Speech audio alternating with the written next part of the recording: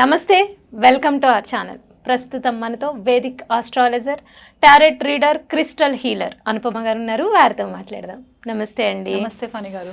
అనుపమ గారు, చక్రాల గురించి చెప్తూ ఉన్నాము. సో చక్రాస్లో మణిపూర చక్ర కనుక అన్బ్లాకేజెస్ ఉంటే అది ఎటువంటి అంటే ఎలా తెలుస్తుంది? మనకి తెలుసుకోవాలి అంటే నాకు మణిపూరక చక్రాలో అన్బ్లాకేజెస్ ఉన్నాయని ఎలా తెలుస్తుంది? అలాగే ఆ అన్బ్లాక్ని తీసుకున్నట్టు బ్లాకేజెస్ క్లియర్ చేసుకోవాలి అనుకున్నప్పుడు ఎటువంటి రెమెడీస్ చేయాలండి?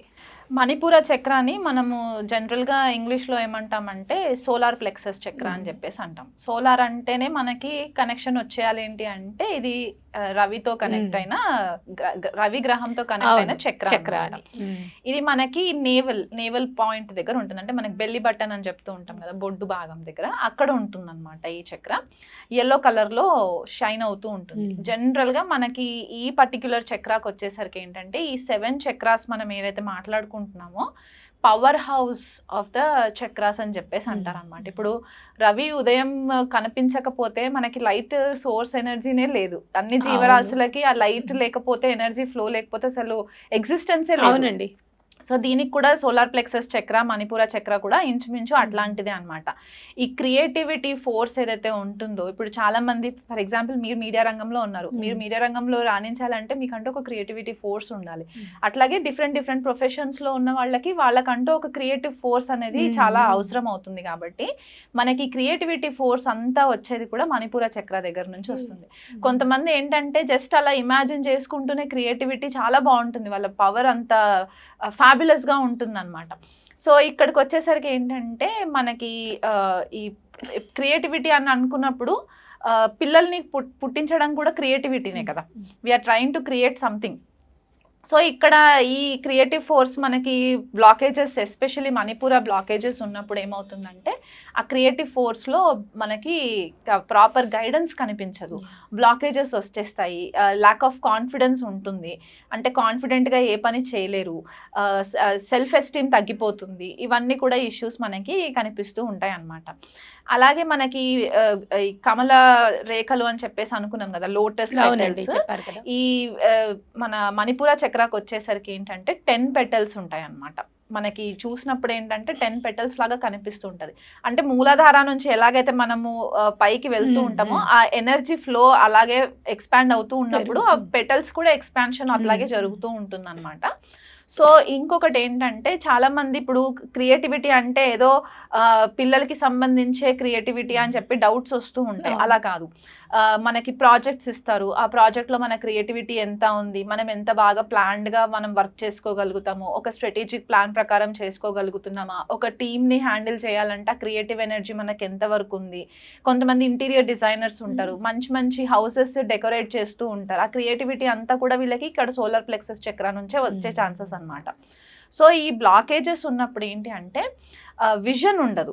అంటే ముందు ఏదన్నా చేయాలి అనే ఒక ప్రణాళిక ఏదైతే ఉంటుందో ప్లానింగ్ ఉండదు. ఆ ప్లానింగ్ లో ప్రాబ్లమ్స్ వస్తూ ఉంటాయి, అడ్డంకులు వస్తూ ఉంటాయి.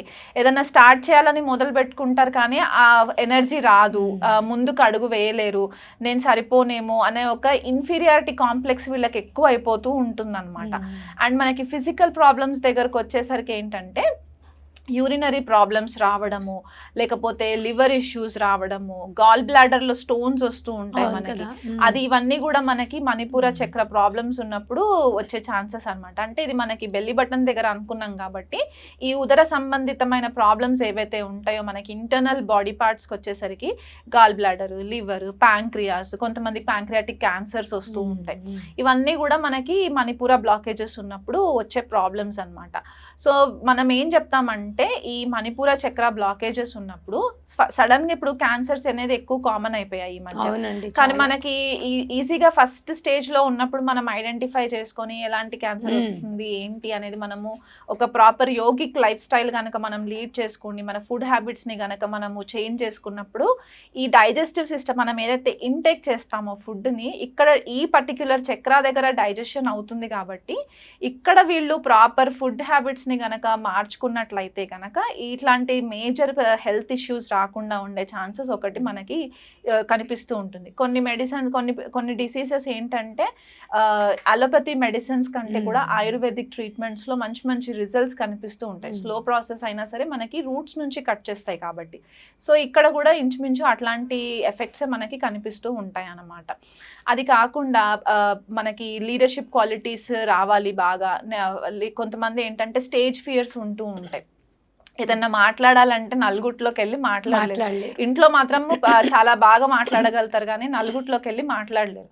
సో అలాంటప్పుడు కూడా ఇక్కడ మణిపూర బ్లాకేజెస్ ఉంటాయి. సో వీళ్ళు ఏం చేయొచ్చు అంటే మెడిటేషన్కి ఎప్పుడైతే కూర్చుంటారో మెడిటేషన్ ప్రాసెస్లో వీళ్ళు రమ్ అనే వర్డ్ని RAM రమ్ అనే వర్డ్ని 21 times 21 days ఆ మణిపూర చక్ర ఎనర్జీ ఎలాగైతే రవి అని చెప్పేసి అనుకున్నామో ఒక లైట్ బాగా ఫోర్స్ఫుల్ లైట్ వాళ్ళ పైన పడుతున్నట్టు ఆ ఎనర్జీని వాళ్ళు తీసుకుంటున్నట్టు ఈ బెల్లి బటన్ ఏరియా దగ్గర ఇమాజినేషన్ చేసుకొని గనక వీళ్ళు మెడిటేషన్ గనక ఈ రమ్ అనే వర్డ్ తోటి స్టార్ట్ చేసుకున్నట్లయితే వీళ్ళకి మెల్లిమెల్లిగా అది హీల్ అవ్వడము స్టార్ట్ అయ్యి ఏవైతే ట్రామాస్ ఉండిపోయినాయో ట్రామాస్ కూడా ఎట్లా వస్తాయంటేనండి, ఫర్ ఎగ్జాంపుల్ ఇప్పుడు ఎవరన్నా మేనేజ్మెంట్ తోటి ఇష్యూస్ ఉన్నాయి వాళ్ళకి, మేనేజర్ చెప్పిన పనులు వీళ్ళు కరెక్ట్గా టైంకి చేయలేకపోతే ఇక్కడ కొద్దిగా డిసగ్రిమెంట్స్ జరిగేటప్పటికి ఏమవుతుందంటే ట్రామాస్ లాగా ఉండిపోతాయి. వాళ్ళు కాన్ఫిడెంట్గా నెక్స్ట్ టైం వాళ్ళు ఏం కన్వే చేయలేని పరిస్థితుల్లో కూడా ఉంటారు కాబట్టి అది